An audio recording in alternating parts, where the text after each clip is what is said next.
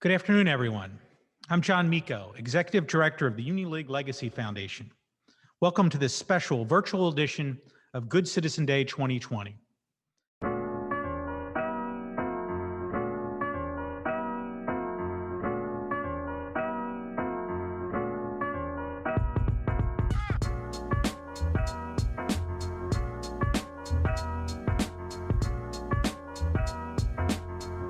It's a pleasure to welcome all of you, the Union League Good Citizenship Awardees, to Good Citizen Day 2020. You've been selected to take part in today's program. Today, you'll learn more about a document that is the basis of the freedoms that we enjoy in this country, the United States Constitution.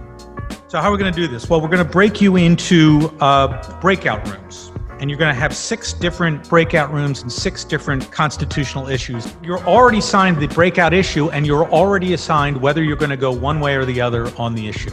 You're going to be pro or con on a specific issue. It does not matter the way you feel about that issue. Your job here is to do the best job you can and make your argument. So to help us with this exercise, we have 6 constitutional experts. In our first room, we have a First Amendment issue, and that's going to be led by Will Creeley. Room number 2 will be led by Beth Specker. Room number 3 is another First Amendment issue. It'll be led by Ed Trzanski. In room 4, we have federalism, executive power, and this will be led by Bonnie Snyder. Room 5 is led by Michael Moreland. Finally, in room 6, we have equal protection, due process, and Fifth Amendment issue with Lenny McAllister. And we're going to be back here, everyone, in about 35 minutes. I look forward to hearing about your discussions and your arguments. Thank you. Have fun.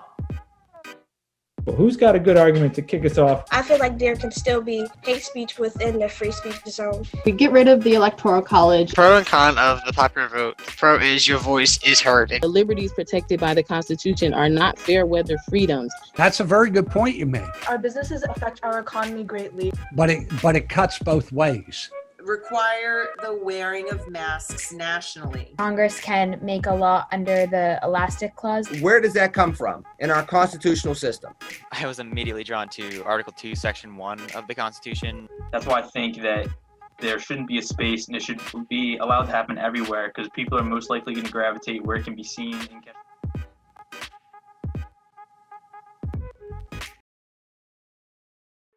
Question is, should colleges and universities be able to create free speech zones, meaning that's where the free speech can happen? And we basically just concluded that it was an unenforceable policy. There are better methods at controlling hate speech and its effects on a community than a ban. Electoral College, please introduce your student, Beth. We said that this is the system that's detailed in the Constitution.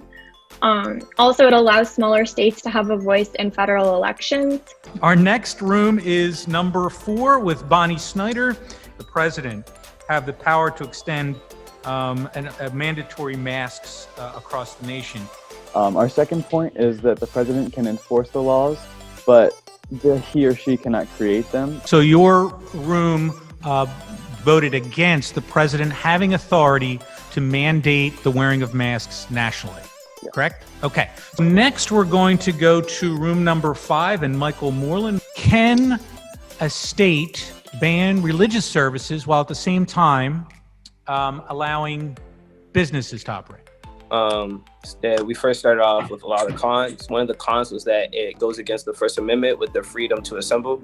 Let's go to room number 6 and Lenny McAllister and his whole long litany of various constitutional issues that they tackled in room number 6 when dealing with the state's business shutdowns. 67% of our group voted against or voted to the con side. Con side stated that this was infringing on the inherent God-given rights of people, the freedom to assemble, and the freedom of life, liberty, and property. Our next portion, which is we're going to hear from a really wonderful person, wonderful citizen of Philadelphia, who went through this program some 50 years ago.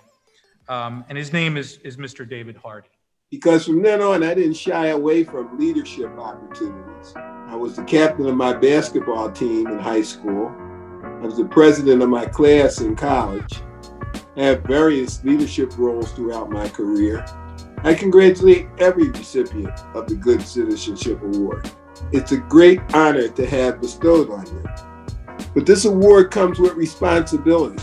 People are expecting something from you. They're expecting you to be a good citizen, to make a contribution. It's not about the opportunities that you get, it's about how you take advantage of those opportunities when they're presented. I'd like to congratulate you all for all that you've accomplished already, but just as importantly for what you'll accomplish in the future. Today you become a part of the Union League community. We hope you'll be active and stay involved with us. Just as importantly, we hope and expect that you'll continue to be leaders in your schools, your teams, your neighborhood, and our community. Thank you for all you do. Congratulations and keep up the hard work. Thanks to everyone. You've all done a fantastic job. Thank you so much. You give me faith. You students give me faith in our future. Be good citizens and be back at the Union League, I hope, very soon. Have a great night. Congratulations to everyone. Thank you. Thank you. Thank you. Thank you, John. Thank you so much.